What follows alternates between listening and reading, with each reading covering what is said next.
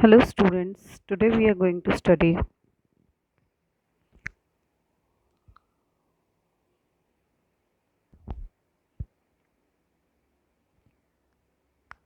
Hello students, today we are going to study government budget. This slide is prepared by me, that is Talvinder Kaur, PGT Economics. Okay.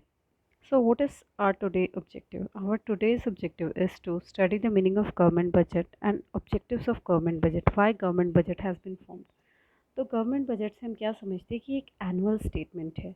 Annual statement मतलब एक साल के अंतराल के दौरान, ठीक है, जिसमें हम एस्टिमेट मतलब अंदाज़ा लगाते हैं किस चीज़ का, रेसिप्ट्स और एक्सपेंडिचर दोनों का, जो एक साल के दौरान हुई है।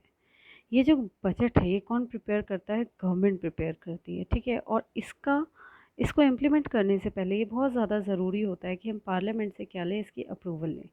जो रेसिप्ट और एक्सपेंडिचर है बजट में, ये एक्चुअल फिगर नहीं होते। क्या होते हैं? हम एस्टिमेट फिगर लेते हैं आने वाले सालों के लिए।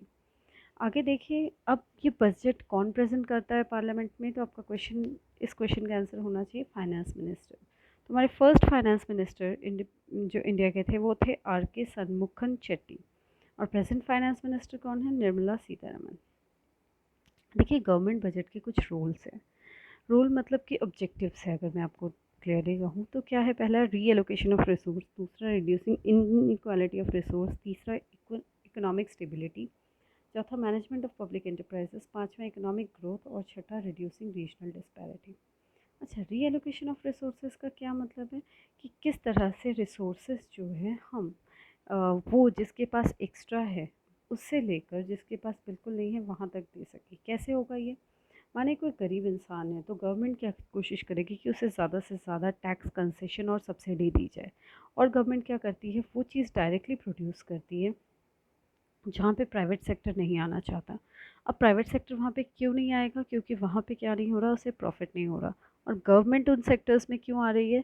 गवर्नमेंट उन सेक्टर्स में आ रही है ताकि वो क्या कर सके? लोगों का वेलफेयर कर सके, ठीक है। अब हम सेकंड पॉइंट पढ़ेंगे, reducing in equality in income and wealth.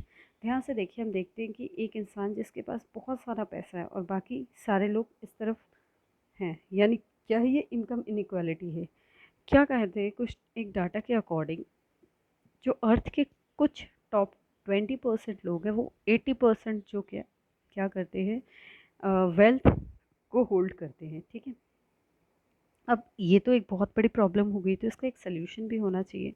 तो क्या सल्यूशन है? गवर्नमेंट क्या करती है? कोशिश करती है कि जो अमीर हैं, जो रिच हैं, उन पे ज़्यादा से ज़्यादा क्या किया जाए? टैक्स लगाया जाए, ठीक है। और वो जो पैसे टैक्स से कलेक्ट हो रहे हैं उन्हें क्या किया जाए? वेलफेयर, लोगों के वेलफेयर के ऊपर स्पेंड किया जाए। नेक्स्ट पॉइंट जो हमारा है वो है इकोनॉमिक स्टेबिलिटी। गवर्नमेंट क्या कोशिश करती है कि वो इकोनॉमिक स्टेबिलिटी को मेंटेन कर सके। अच्छा, इकोनॉमिक स्टेबिलिटी में क्या बात हो रही है? इकोनॉमिक स्टेबिलिटी में एक्चुअली इकॉनमी अनस्टेबल कब होती है? ध्यान से देखिएगा, जब इकॉनमी में इन्फ्लेशन या डिफ्लेशन होता है। जब इन्फ्लेशन होगा तो गवर्नमेंट क्या करेगी? अपने एग्रीगेट डिमांड को कम करेगी। कैसे कम करेगी? अपने एक्सपेंडिचर को कम करके, ठीक है। और जब डिफ्लेशन होगा तो वो सिंपली क्या करेगी? इसको बढ़ाएगी, ठीक है।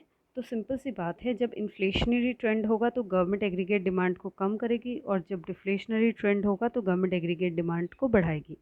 तो ये क्वेश्चन मैंने आपके लिए छोड़ा था। डिफ्लेशन होगा तो गवर्नमेंट क्या करेगी? तो ये आप जैसे दो प्यारे प्यारे बच्चे वो आपस में डिस्कस कर रहे थे and ultimately they found the answer, ठीक है। अगला पॉइंट है मैनेजमेंट ऑफ पब्लिक एंटरप्राइजेस।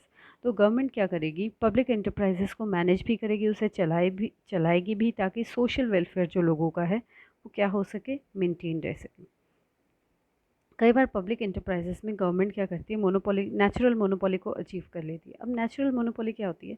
कि जब एक सिंगल फर्म वो गुड और सर्विसेज प्रोड्यूस करे जो बाकी फर्म के कंपैरिजन काफ़ी लो कॉस्ट में प्रोड्यूस हो सके, ठीक है।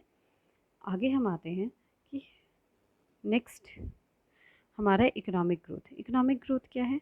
इकोनॉमिक ग्रोथ किसके ऊपर डिपेंड करता है? इकोनॉमिक ग्रोथ इकॉनमी के सेविंग और इन्वेस्टमेंट पे डिपेंड करता है। तो गवर्नमेंट क्या कोशिश करती है कि वो ज़्यादा से ज़्यादा इन्वेस्टमेंट पब्लिक सेक्टर में करे। पब्लिक सेक्टर में ज़्यादा से ज़्यादा in the sense sufficient amount की इन्वेस्टमेंट करे, ताकि लोगों को क्या हो सके? ज़्यादा से ज़्यादा पैसे पहुंच सके, ताकि लोगों की जब लोगों के पास इनकम आएगी तो वो क्या करेंगे? धीरे धीरे अपनी सेविंग को भी इंक्रीज़ कर पाएंगे। देखिए अगर हम धरती की बात करें तो क्या देखेंगे आप, कुछ रीजन जो है वो काफ़ी ज़्यादा अंडर डेवलप्ड है और कुछ रीजन जो है काफ़ी ज़्यादा डेवलप्ड है। जैसे मैं अभी आपको बताती हूँ, अफ्रीका के कुछ देश होंगे जो काफ़ी अंडर डेवलप्ड होंगे, ठीक है। तो वैसे अगर हम इंडिया की बात करें तो इंडिया में भी कुछ ऐसे प्लेसेस है जो काफ़ी अंडर डेवलप्ड है। तो गवर्नमेंट क्या करती है, इंसेंटिवाइज करती है कि ज़्यादा से ज़्यादा क्या किया जा सके। गवर्नमेंट क्या करे इन्हें, गवर्नमेंट ज़्यादा से ज़्यादा इन सबको क्या करें, इकोनॉमिकली बैकवर्ड सेक्शन के जितने भी एरियाज़ हैं उनको एनकरेज करें कि वो ज़्यादा से ज़्यादा वहाँ पे प्रोडक्शन यूनिट्स इस्टेब्लिश कर सके, ठीक है।